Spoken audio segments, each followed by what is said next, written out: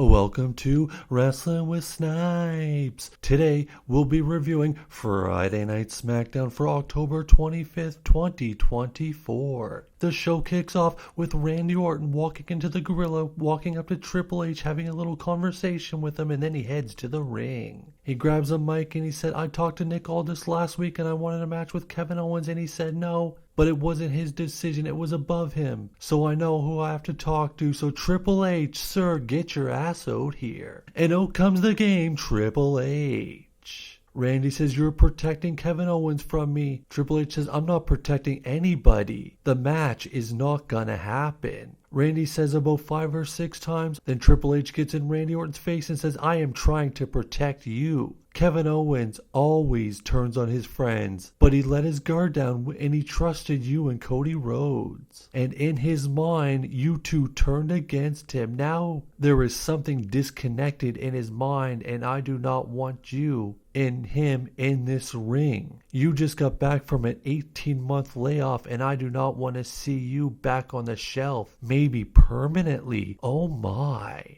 Orton knows about what's at stake with his health and his career. He says, if you were in my shoes, you wouldn't just sit back and watch it slide. Orton says, give me Kevin Owens at Crown Jewel, I'm begging ya. Triple H says, you want Kevin Owens at Crown Jewel? These people want you and Kevin Owens at Crown Jewel? You got 'em. Triple H then says, from this point on, you better protect yourself, and he walks away. And the first contest of the evening is match 7 with the series tied at 3. Andrade one-on-one with Carmelo Hayes with the United States Champion L.A. Knight, as the special guest referee. The winner gets a shot at the United States title at Crown Jewel. First out comes the referee, L.A. Knight, followed by Andrade and then Carmelo Hayes. Hayes gets in Knight's face. Then he goes for a springboard, but Andrade pushes him over the top rope onto the outside. Looks like he's going to go for a suicide dive, but LA Knight stops him. LA Knight starts counting Hayes, and then Andrade leaps over LA Knight onto the outside, taking out Carmelo Hayes. Back from breaking El Idolo, hits a Canadian Destroyer, then the double knees. 1,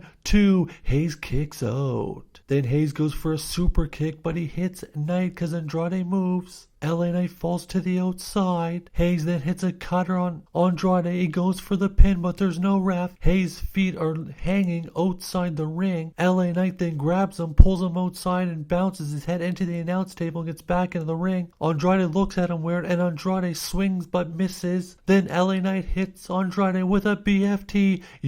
Then Carmelo Hayes gets in the ring. He grabs LA Knight, swings but misses. LA Knight then plants him with a BFT.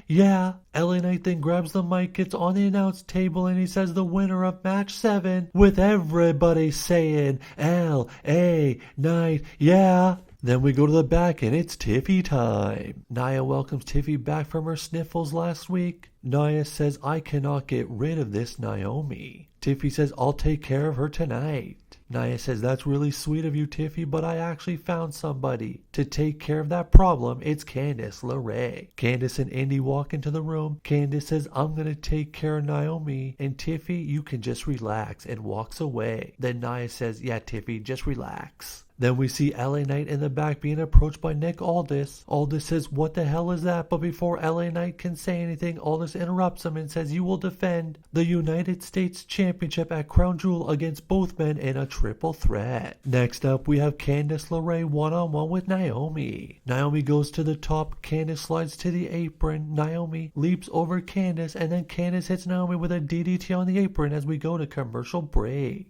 Back from break-in, we see Indy Hartwell push Naomi into the ring post, then tosses her into the ring. But out of nowhere, here comes Bayley. Bayley tosses Indy into the barricade, distracting Candice in the ring. Then Naomi rolls up Candice. 1, 2, 3. Naomi picks up the victory. Then next, here comes the undisputed champion, Cody Rhodes, followed by the World Heavyweight Champion, Gunther. Gunther grabs the mic and says, Cody, what do you want to talk about? Oh my. Cody says, I think it's fairly obvious what I want to talk about. I want to know why you think you can beat me at Crown Jewel and leave as the first ever Crown Jewel champion. Gunther says, I'll be completely honest with you, Cody. The reason is myself. I'm the greatest professional wrestler in this company right now. But Cody, what's the reason you think you can beat me at Crown Jewel? Cody says, if there is one. Gunther says, but Cody, what do you think the real reason is why you think you can beat me if there is one? Cody says, that is the dumbest question I've ever been asked in a wrestling ring. Gunther says, I'm the workhorse champion of this company and you're not. Cody says, I don't see a general at all, cause you command nobody. Cody then attacks Gunther, dropping him. Then Ludwig Kaiser comes in and Cody drops him, but the odds are just too much as they gang up on the American Nightmare. Then out of nowhere, here comes Randy Orton and Kaiser and Gunther take off. Orton then picks up the title, hands it to Cody as we see Gunther in the aisleway holding up the World Heavyweight title. Then we go to the back and we see the three general managers standing around when in come the tag team champions Jade Cargill and Bianca Belair. Ladies, I'm glad you joined us because you will be defending the women's tag team champions against Crown Jewel against these three teams in a fatal four-way. Next up is a number one contenders match for the tag team titles as DIY go against the Motor City Machine Guns. Shelley and Gargano start off the match with quick tags by both teams. Sabin hits a dropkick on Ciampa's face, who is being held by Alex Shelley. The Machine Guns hit a super kick sandwich on Ciampa. Sabin turns around and gets hit by a slingshot spear by Gargano. Then we come back from break and we see Sabin hit a jawbreaker on Gargano. Then Gargano goes to super kick Sabin, but he moves and he hits Ciampa. Oh my, hits his own partner. Then the Machine Guns capitalize as they hit the Skull and Bones. 1, 2, 3. The Motor City Machine Guns are the number one contenders. Then out of nowhere, here comes the Bloodline. We come back from breaking the Machine Guns and the Bloodline are in the ring also with Nick Aldis. Aldis says it's not going down here tonight. Solo says calm down, we're just here to introduce ourselves to the number one contenders. Solo says Brooklyn, New York, acknowledge me. Motor City, welcome to SmackDown, I am your tribal chief. Then the Machine Guns introduce themselves to the Bloodline and say we're always ready, so as soon as you are ready to hand over those tag team titles, let us know. Solo says, since you want to make an impact, oh my, why don't we have the match right here, right now? Aldis jumps in and says no, they just went through a grueling match to earn the tag team title shot. Then he's interrupted by Alex Shelley, who says, Aldis, we've known each other for a long time, but we want to do it right now. Aldis says, alright, let's get a ring out here. We got a tag team title match. All four men start brawling to start the match. The Bloodline hit double drop kicks. Then we come back from break and the Bloodline miss double splashes. Solo jumps on the apron, but he's pulled down by a masked guy thrown into the steel steps. And it's Jimmy Uso. Jimmy then super kicks Solo Sikoa, super kicks Jacob Fatu, then Solo shoves Jimmy into the ring post and out comes the original tribal chief Roman Reigns. Roman hits a Superman punch on Fatu. All four guys then brawl to the back. Then Loa pulls the ref in front of him as Sabin splashes both the ref, and then Tama goes to the outside and grabs two steel chairs, slides one into the ring. Then he looks behind him and there's a guy in a mask that super kicks him. The guy in the mask gets in the ring. Loa turns around and tries to hit him with a steel chair, but he eats a super kick. Jay hits Tama with a steel chair shot and then hits him with a spear. Jay Uso takes off the mask and now main event Jay Uso is now in your city. Jay wakes up the ref and leaves as the Motor City Machine Guns hit a Skull and Bones. 1, 2, 3.